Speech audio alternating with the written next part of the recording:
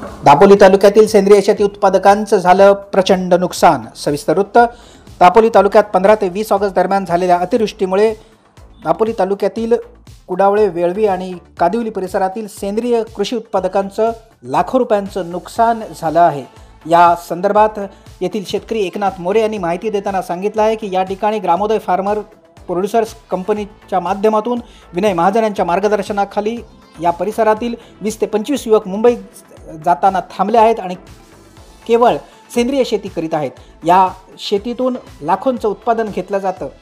गणपतीच्या तोंडावर चांगलं उत्पादन आलं असतानाच अतिवृष्टीमुळे हातातोंडाशी आलेला माल हा संपूर्णतः वाहून गेलाय, नुकसानग्रस्त झालंय। त्यामुळे लाखोंचं नुकसान येथील सेंद्रिय शेती उत्पादकांचं झालं आहे। या नुकसानीची पाहणी कृषी अधिकारी मर्चंट मॅडम यांनी नुकतीच केली आहे।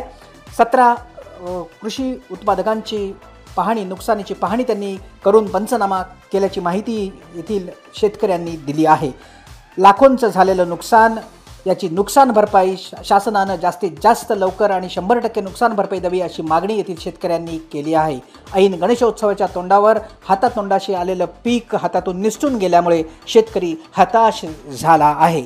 या गणपतीच्या उत्सवामध्ये सुमारे 1 ते 1.5 लाख रुपयाची विक्री येथील शेतकऱ्यांची होत असते। मात्र आता आम्ही करायचं काय असा प्रश्न येथील शेतकऱ्यांना भेडसावत आहे। विशेष प्रतिनिधी आणि प्रशांत परांजपेसह निवेदिता, फास्ट न्यूज, दापोली।